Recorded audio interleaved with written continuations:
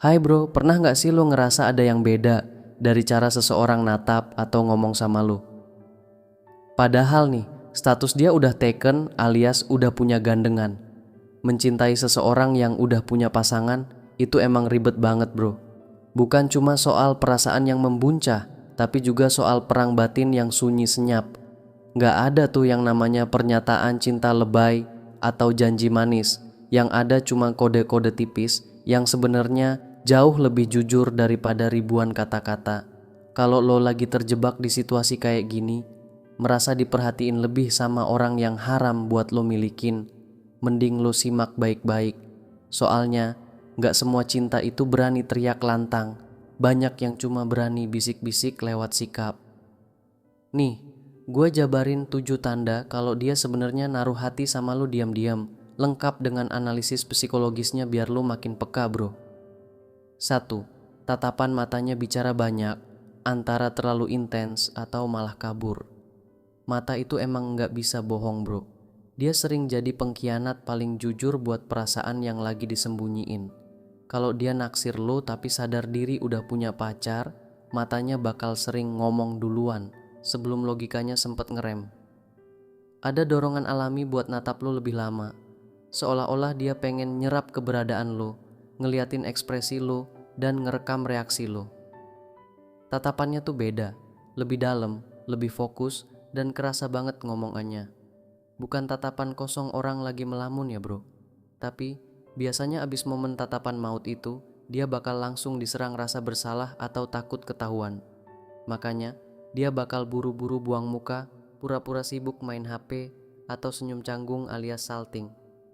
Momen awkward ini sering kerasa janggal, kayak ada sesuatu yang mau meledak tapi ditahan. Di sisi lain, ada juga tipe yang justru ngehindarin kontak mata sama sekali. Bukan karena dia sombong atau gak peduli, tapi justru karena dia terlalu peduli. Buat dia, natap lo kelamaan itu bahaya banget. Takut rahasianya kebongkar cuma lewat satu pandangan. Jadi, mau dia natap intens atau ngehindar parah, dua-duanya nunjukin konflik batin yang sama. Ada rasa yang kuat, tapi ada tembok moral yang lagi dia jaga mati-matian. 2. Selalu ada modus buat ngobrol atau ketemu. Tanda ketiga ini klasik tapi ampuh bro. Kehadiran lo itu candu buat dia. Meski dia gak berani ngajak jalan secara terang-terangan karena sadar status, dia bakal nyari 1001 alasan receh biar bisa tetap interaksi sama lo. Modusnya tuh halus banget, seolah-olah gak berbahaya. Dia ngechat lo kayak ada urusan genting, padahal mah ujung-ujungnya cuma basa-basi doang. Tujuannya cuma satu, mastiin dia masih punya tempat di hari-hari lo. Isi chatnya mungkin standar banget, kayak nanya kerjaan, reply story, kirim meme garing, atau nanya kabar. Tapi coba perhatiin frekuensi sama konsistensinya. Kalau interaksinya terus berulang dan dia selalu nemu celah buat nyambungin obrolan, itu tanda dia lagi nahan kebutuhan emosionalnya.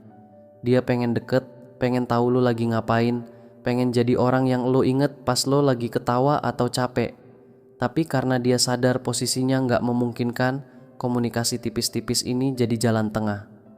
Cukup deket buat nenangin hatinya, tapi cukup aman biar gak dituduh selingkuh. Dia juga biasanya bakal fast response banget dan kelihatan kecewa kalau obrolannya harus udahan. Bagi orang awam ini kelihatan ramah, tapi bagi yang peka, ini jeritan hati kalau dia pengen hadir di hidup lo. 3. Bahasa tubuhnya gak bisa bohong, auto condong ke lo. Kalau mulut bisa diem, bahasa tubuh tuh seringkali cepu bro. Terutama pas seseorang lagi mati-matian nyembunyiin perasaannya. Pas lo ada di deket dia, tanpa sadar posisi badannya bakal condong ke arah lo, kayak lo tuh magnet buat dia. Bahkan pas dia lagi ngobrol sama orang lain pun, gesturnya bakal tetap open ke arah lo.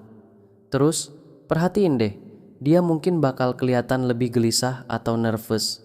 Tangannya gak bisa diem, entah itu benerin rambut, ngerapihin baju, atau gonta-ganti posisi duduk.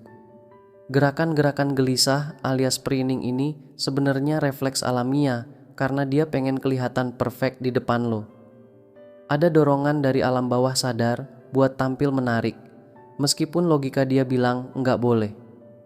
Ekspresi wajahnya juga bakal berubah drastis. Senyumnya lebih tulus, matanya lebih hidup, dan dia bakal responsif banget sama omongan lo. Sebaliknya, kalau lo lagi nyuekin dia atau asik sama orang lain, badannya bisa tiba-tiba kaku atau menegang. Semua ini terjadi otomatis, bro. Emosi yang ditekan itu nyari jalan keluar lewat bahasa tubuh, nunjukin betapa dia sebenarnya lagi perang batin antara pengen deket tapi harus jaga jarak. 4. Tiba-tiba jadi pahlawan kesiangan pas lo butuh. Pernah gak sih dia selalu jadi orang pertama yang nongol pas lo lagi kesusahan, bro? Nah, dorongan buat ngelindungin dan ngebantu ini kuat banget kalau dia naksir lo. Apalagi kalau dia ngerasa bersalah karena gak bisa milikin lo. Dia gak bisa bilang I love you. Jadi dia ganti pakai tindakan nyata alias act of service. Dia pengen jadi andalan lo, sosok yang selalu ada pas dunia lo lagi runyam. Dia bakal nawarin bantuan bahkan sebelum lo minta, bro. Mulai dari hal kecil kayak nemenin lo nunggu ojek, ngasih solusi masalah kerjaan, sampai bantuin hal-hal yang sebenarnya bisa dikerjain orang lain. Buat dia, momen ngebantu lo ini ngasih kepuasan batin tersendiri. Dia ngerasa berguna dan punya peran spesial di hidup lo. Rasa dibutuhkan ini seringkali adalah hal yang hilang dari hubungannya sama pasangannya yang sekarang. Tapi pinternya, semua ini dibungkus rapi pakai label teman baik atau rekan kerja yang solid. Padahal mah, ini cara dia nanam benih ketergantungan emosional. Hati-hati, pola hero kompleks ini bisa bikin lo pelan-pelan bergantung sama dia, sementara dia makin terikat sama perasaan terlarangnya. 5. Curhat colongan soal hubungannya sendiri. Ini nih yang bahaya, soft selling penderitaan. Pas dia naksir lo tapi udah punya pacar, hatinya tuh pasti capek dan penuh konflik. Dia gak sepenuhnya happy di sana, tapi gak berani putus juga. Nah, lo jadi tempat pelarian yang nyaman buat dia numpahin unek-unek. Bukan yang jelek-jelekin pasangannya secara frontal ya, itu terlalu vulgar. Dia bakal main cantik dengan nyelipin kode-kode kalau hubungannya lagi kosong. Misalnya, dia bilang, iya nih, lagi sepi aja rasanya. Atau, kadang gue ngerasa gak dimengerti. Kelihatannya kayak curhat biasa, tapi kalau sering banget kejadian, itu sinyal SOS, bro. Dia pengen lo tahu kalau hatinya gak 100% milik pasangannya. Dia lagi nyari koneksi lain dan lo adalah kandidatnya. Dengan nge-share sisi rapuh atau lukanya, dia lagi bangun intimasi alias kedekatan emosional sama lo. Dia berharap lo jadi orang yang paling ngerti dia dibanding pacarnya sendiri. Ini udah masuk ranah selingkuh hati sebenarnya. Lo jadi tempat dia ngerasa valid, sementara pasangannya pelan-pelan tersingkir. Kalau enggak dikasih batasan, ini bakal jadi hubungan abu-abu yang nyakitin semua pihak. 6. Cemburu. Tapi enggak punya hak. Cemburu mode silent. Cemburu itu emosi purba yang paling susah disembunyiin, bro. Apalagi kalau posisinya dia nggak punya hak buat cemburu. Pas lo cerita ada cowok cewek lain yang lagi deketin lo, atau lo lagi asik sama orang lain, perhatiin reaksinya. Dia mungkin nggak bakal marah-marah atau ngelabrak, tapi vibe-nya bakal berubah drastis. Dia jadi lebih diem, jawab omongan lo singkat-singkat, atau tiba-tiba bad mood dan hilang antusiasmenya.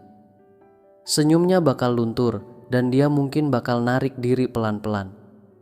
Kadang dia nyoba nutupin pakai bercandaan sinis atau pura-pura santai cie-ciein lo, tapi tetep aja kerasa ada ketegangan. Itu tuh konflik batin yang nyata banget. Hatinya teriak pengen memiliki lo, tapi logikanya nampar dia buat sadar diri. Karena harus ditahan itulah cemburunya jadi sunyi. Dia cuma bisa diem, berubah sikap, atau ngejauh. Ini tanda kalau perasaan dia ke lu itu dalam banget, sampai halusinasi kepemilikan itu muncul meski realitanya nggak mungkin. 7. Konsisten ada meski situasinya mustahil. Ini tanda terakhir yang paling kuat sekaligus paling toksik kalau diterusin. Di tengah segala keterbatasan waktu, status dia yang udah taken, dan kesibukan hidup, dia tetap kekeh konsisten ada buat lo.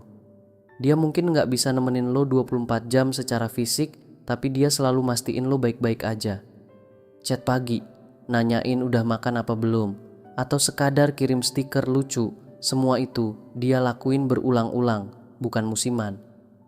Konsistensi ini nunjukin kalau lo punya kafling khusus di hati dan pikiran dia, bro. Lo mungkin bukan prioritas utama yang bisa dia pamerin di sosial media, tapi lo cukup penting buat selalu dia selipin di sela-sela hidupnya. Dia kejebak di dilema terbesar, nggak bisa milih lo, tapi nggak sanggup juga buat lepasin lo. Konsistensi semacam ini nyiptain rasa aman semu dan kedekatan emosional yang bahaya.